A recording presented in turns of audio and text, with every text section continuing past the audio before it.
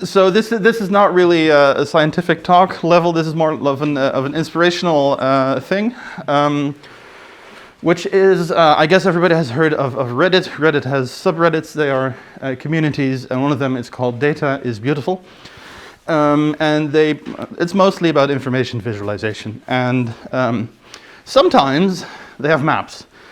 Usually if there's a map, it's just a background map and they put something on top of it, maybe some interesting data visualized on a choropleth map or something. But if you search for metro map or schematic map, there are some things that show up there. This one I thought was kind of fun. I don't know where they got the data, but this is metro lines over the world sorted by hue. And that's not really what I wanted to. Yes, I see that I did not put the username on this slide. I can look up who it is and you can send them a message. But one thing that people really like with maps on this subreddit is animated metro maps. There's an entire genre of morphs between a schematic map and the actually geographically accurate. I mean, on Reddit they call it real positions. There's still a projection and everything, so it's a little bit ill-defined. Here's one that I found, and it's a little bit weird. Like this thing rolls in on itself, and I don't know where they got the data. This is also not a good schematic map of Paris. Not to rain on anybody's parade. I'm not here to criticize these people. I think this is cool, but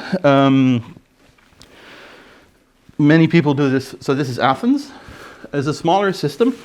I actually quite like this one, and I don't know how they did it, because I quite like how this line wiggles from the actual geographic situation to the schematized one. And here I like that you can see that these are apparently close together, and they are in the real world. They go together for a bit, but in the schematized map they just touch. I think this one is quite nice. Then we have this one. Again, not to criticize the person who made this, but this one doesn't work so well.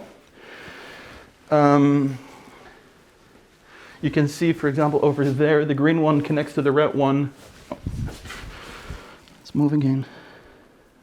Oh, no, go back.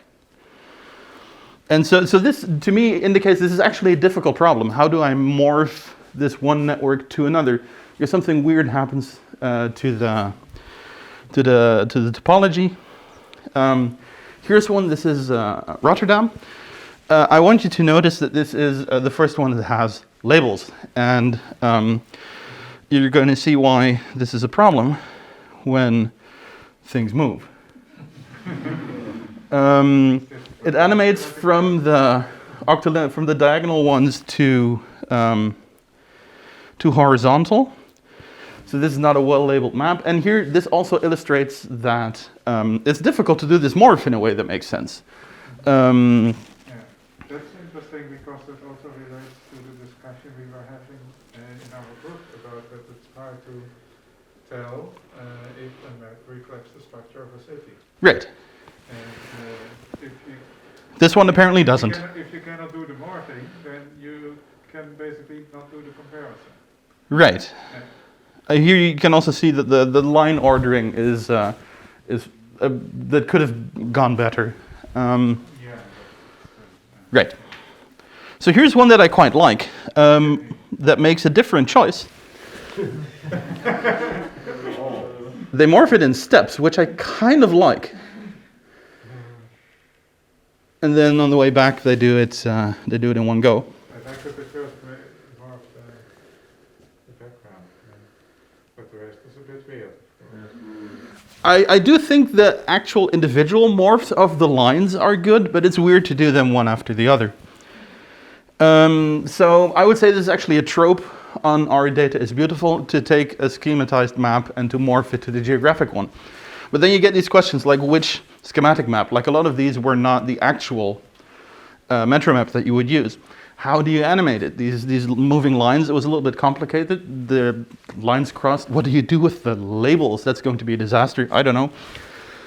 Maybe if you know that you want to morph it, you design your metro map differently in order to make that work. This is, I have no solutions here. This was just my observation of Reddit. Here's a different kind of animation and a metro network. This is from Wikipedia, actually. This is Delhi, I think. And this is the expansion of the metro network through the years. And my observation here is that the layout never changes. They only add things. And if you have the full network at the end, you can make a drawing of that and then just leave out some of the lines. But if you, that assumes that you know the future. Maybe, so this is maybe a little bit of a weird map, but it makes sense later when you have the entire thing. So again, no answers, just observations. Maybe it's cool if you do animations of how a metro network developed. But do you know the future? Does the animation influence your animation style? In the interest of time, I skip directly to this video. This is from Shanghai. They have, I think it's just schedule information. This is not schematized yet. This is on a map, and these are train cars. Like sometimes this information is available from transport corporations. And now in this video, they zoom around a little bit. There's a game. Yeah, mini metro. Yeah, exactly. Now they follow a particular car. It always looks like it's shortly before your game is over. Yes, that's true. It blinks and. Swiss one where all the Swiss railways are shown live on the Right.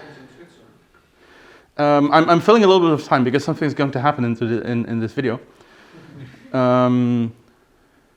Which is now they will actually morph to a schematized representation.